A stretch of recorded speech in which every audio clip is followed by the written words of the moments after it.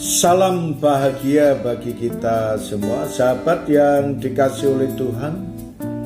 Marilah kita merenungkan kebenaran firman Tuhan dengan pokok bahasan, berusahalah hidup damai dengan semua orang.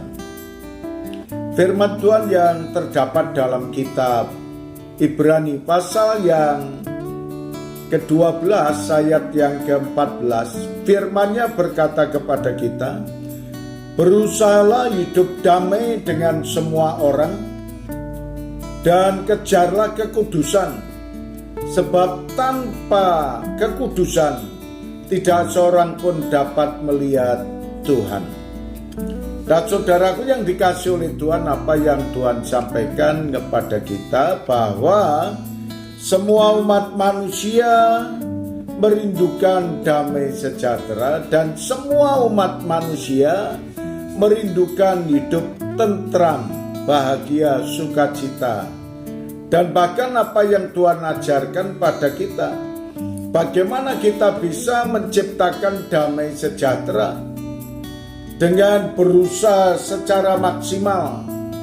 Nah, kalau Tuhan mengajarkan pada kita dalam Roma pasal 14 ayat yang pertama, terimalah orang yang lemah imannya tanpa mempercakapkan pendapatnya. Jadi Tuhan mengajarkan pada kita menerima orang lain sebagaimana adanya, dan kita tidak akan mempercakapkan perbedaannya, tidak akan mempercakapkan kelemahannya, dan tidak akan membicarakan kekurangan dari orang lain itu.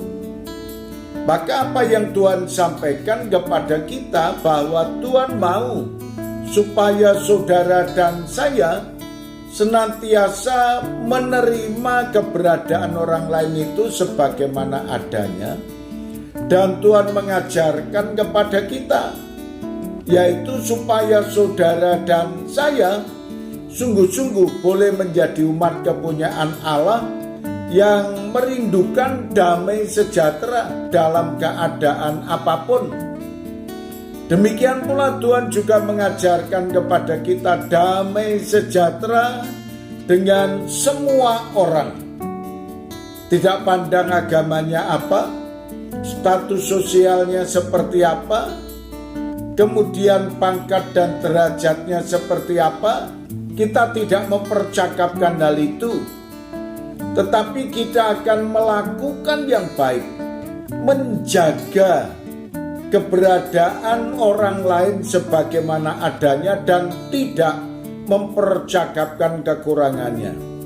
Demikian pula Tuhan juga mengajarkan pada kita supaya saudara dan saya menjaga kekudusan yang ada dalam kehidupan kita, sehingga apa yang ada dalam kehidupan kita ini sungguh-sungguh akan bermakna dalam hidup kita. Karena kalau kita menjaga kekudusan, melakukan perintah Tuhan dengan baik, maka apa yang Tuhan katakan, kita akan melihat Allah, dan perbuatan-perbuatan nyata yang kita lakukan ini merupakan bagian daripada hidup bersama dengan Allah, hidup bersama dengan Tuhan. Dan setiap orang yang hidup bersama dengan Allah akan melakukan perintah Tuhan itu dengan baik hingga menjadi berkat bagi orang lain. Dalam hidup saudara maupun dalam hidup saya, marilah jadi berkat bagi orang lain. Melakukan yang baik untuk kebaikan orang lain, bukan mempercakapkan kekurangannya, bukan mempercakapkan kelemahannya, tetapi kita saling menguatkan yang satu dengan yang lain.